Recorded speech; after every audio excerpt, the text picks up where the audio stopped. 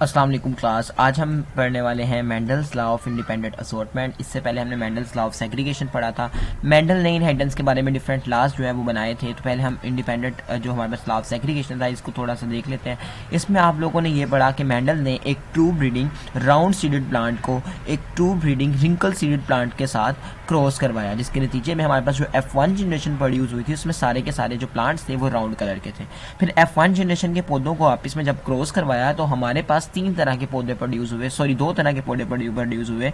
75% round पौधे produce हुए और 25% रिंकल्ड पौधे प्रोड्यूस हुए।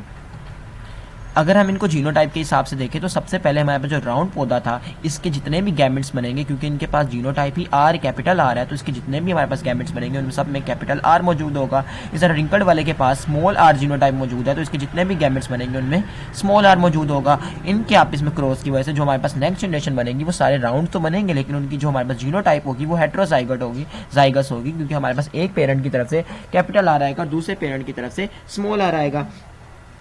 तो इस तरह हमारी F1 जनरेशन को जब आपस में हमने क्रॉस करवाया, अब F1 जनरेशन के जितने भी गैमेट्स बनेंगे वो सारे के सारे कैपिटल आर नहीं बनेंगे।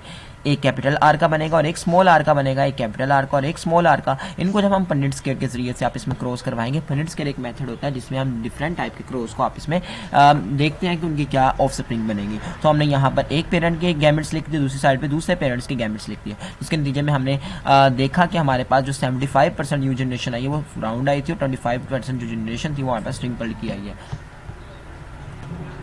अब हमारे पास जो अगला लॉ है वो Mendel's law of independent assortment है। इसमें हम देखने वाले हैं मेंडल ने इसमें डाई हाइब्रिड क्रॉस करवाया था। डाई हाइब्रिड क्रॉस का क्या मतलब होता है? डाई हाइब्रिड क्रॉस वो होता है जिसमें हम दो ट्रेड्स को स्टडी कर रहे होते हैं। पहला जो हमारे पास लॉ था वो मोनो हाइब्रिड क्रॉस करवाया था, यानी उसमें हमने सिर्फ एक ट्रेड को स्टडी किया था, सीड शेप को, अगर आप देख सको तो। इसमें हम दो ट्रेड्स को स्टडी करेंगे, एक हमारे पास सीड की शेप होगी और एक साथ में सीड का कलर होगा। आप लोगों को पता है सीड शेप की अगर हम बात करें तो सीड शेप में हमारे पास राउंड जो है वो डोमिनेंट होती है और रिंकल्ड जो है वो हमारे पास रिसेसिव होती है। इस तरह अगर हम कलर की बात करें तो कलर में हमारे पास जो येलो कलर है वो डोमिनेंट होता है और ग्रीन कलर जो है वो रिसेसिव होता है। तो मेंडल ने क्या किया, इसने एक राउंड कलर का राउंड शेप का येलो सीड वाला प्लांट लिया, ठीक है, और इसका क्रॉस करवाया रिंकल्ड ग्रीन पौधे के साथ, यानी दोनों रिसेसिव एक साइड पे और दोनों हमारे पास जो डोमिनेंट थी वो एक साइड पे। और ये भी इसने कैसा लिया? ट्रू ब्रीडिंग लिया। ट्रू ब्रीडिंग का मतलब है कि राउंड भी दोनों कैपिटल होंगे और येलो भी दोनों कैपिटल होंगे। सर रिंकल्ड वाले के अंदर भी ट्रू ब्रीडिंग लिया, यानी दोनों हमारे पास स्मॉल होंगे और ये भी दोनों स्मॉल होंगे। और इनका जब आप इसमें क्रॉस करवाया तो हमारे पास जो पहली F1 जनरेशन आई उनको बनने के लिए जब गैमेट्स बने, तो अगर आप देखो यहाँ पर हमारे पास जितने भी जीनोटाइप्स हैं वो सारे कैपिटल है। तो जितने भी गैमेट्स बनेंगे उन सब के अंदर राउंड और येलो की जो ट्रेट है, इनके जो जीनोटाइप्स होंगे वो कैपिटल आएंगे। ये गैमेट्स जो हमारे बनेंगे वो कैपिटल वाले ही बनेंगे।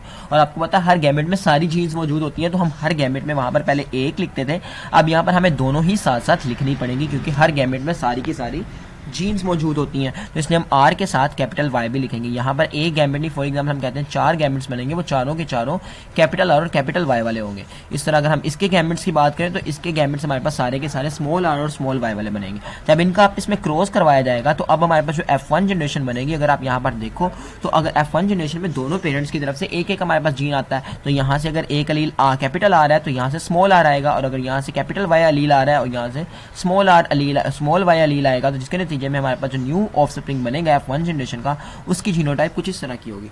अगर आप इसको देखो तो ये राउंड होगा और साथ में येलो होगा, क्योंकि यहाँ पर हमारे पास राउंड डोमिनेंट है और येलो भी डोमिनेंट है। अब मेंडल ने F1 जनरेशन को आपस में क्रॉस करवाया ताकि हमारे पास F2 जनरेशन प्रोड्यूस हो सके। तो F1 जनरेशन चूंकि हमारे पास ऐसी थी, तो इनका जब आपस में क्रॉस करवाया तो अब हमारे पास डिफरेंट टाइप के जो गैमेट्स हैं वो बन सकते हैं, क्योंकि यहाँ पर हमारे पास अगर आप देखो गैमेट्स में फॉर एग्जाम्पल हम 2 जीन्स को स्टडी कर रहे हैं, डाई हाइब्रिड क्रॉस कर रहे हैं, तो हम हर गैमेट में सिर्फ 2 जीन्स को ही लिख सकते हैं। तो यहाँ से जो गैमेट्स बनेंगे, आपको पता है इन दोनों ने सेग्रीगेट होना है और इन्होंने भी सेग्रीगेट होना है ड्यूरिंग मियोसिस। तो जब ये आपस में सेग्रीगेट होंगे तो एक गैमेट में एक ही जीन जाएगा। तो फॉर एग्जाम्पल एक गैमेट में कैपिटल आर चला जाता है तो और साथ में उसके चला जाएगा कैपिटल वाई। सेकंड गैमेट में फॉर एग्जाम्पल स्मॉल आर चला जाएगा और साथ उसके कैपिटल वाई भी जा सकता है, लेकिन स्मॉल वाई भी तो जा सकता है। तो इस तरह 4 तरह के गैमेट्स बनेंगे, तो इसके भी 4 तरह के गैमेट्स बनेंगे। जब हम F2 जनरेशन प्रोड्यूस देखेंगे तो F2 जनरेशन में हमारे पास कुछ इस तरह हम पन्निट स्केल के जरिए से देखेंगे। एक साइड पे एक पेरेंट के गैमेट्स को रख देंगे, दूसरी साइड पे दूसरे पेरेंट्स के गैमेट को रख देंगे। और अगेन उसी तरीकाकार के मुताबिक जैसे हमने वहाँ पर पनिट स्केयर को यूज़ किया था, यहाँ पर भी हम पनिट स्केयर को इस्तेमाल करेंगे। अगर आप यहाँ पर देखो, इस गैमेट में कैपिटल आर और कैपिटल वाई है, और यहाँ पर भी कैपिटल आर और कैपिटल वाई है। जो हमारे पास ऑफ स्प्रिंग बनेगी तो उसके पास दोनों कैपिटल यहाँ, क्योंकि यहाँ पर भी कैपिटल आ रहा है, यहाँ पर भी कैपिटल आ रहा है, तो आ जाएगा फिर कैपिटल वाई और कैपिटल वाई आ जाएंगे। अगेन हम नीचे की तरफ जाएंगे तो यहाँ पर कैपिटल आर और स्मॉल वाई है, यहाँ पर कैपिटल आर और कैपिटल वाई है, तो इस हिसाब से पहले कैपिटल आर आ जाएंगे दो, फिर स्मॉल, फिर कैपिटल वाई और फिर स्मॉल वाई आ जाएगा यहाँ पर। तो इस हिसाब से आप सारा कर लोगे, और उसके बाद जब हम इनके फिनोटाइप्स निकालेंगे तो आप यहाँ पर देखो तो हमारे पास 4 टाइप्स के फिनोटाइप्स आ रहे हैं। एक फिनोटाइप ये आ रहा है कि जिसमें हमारे पास राउंड और येलो कलर के पौधे आ रहे हैं। सेकंड हमारे पास वो फिनोटाइप आ रहा है जिसमें हमारे पास ग्रीन और साथ में राउंड कलर के पौधे आ रहे हैं। तीसरा फिनोटाइप वो आ रहा है जिसमें येलो और साथ में रिंकल्ड पौधे आ रहे हैं। चौथा हमारे पास वो आ रहा है जिसमें हमारे पास रिंकल्ड और ग्रीन आ रहे हैं। अगर आप इनकी तादाद काउंट करो तो राउंड और येलो की तादाद को मैं काउंट करता हूँ 1 2 3 4 5 6 7 8 और 9, तो राउंड और येलो मेरे पास 9 आई हैं। इसके बाद अब मैं राउंड और ग्रीन की अगर बात करूं तो राउंड और ग्रीन मेरे पास 3 आए हैं। उसके बाद रिंकल्ड और येलो की बात करूं तो वो भी मेरे पास 3 आए हैं। इसके बाद रिंकल्ड और ग्रीन की बात करूं तो मेरे पास 1 आया है। तो इस रेशो से हमारे पास जो फिनोटाइप्स हैं वो आई हैं। तो 4 तरह की फिनोटाइप हुई हैं जिनकी रेशो ये आई है।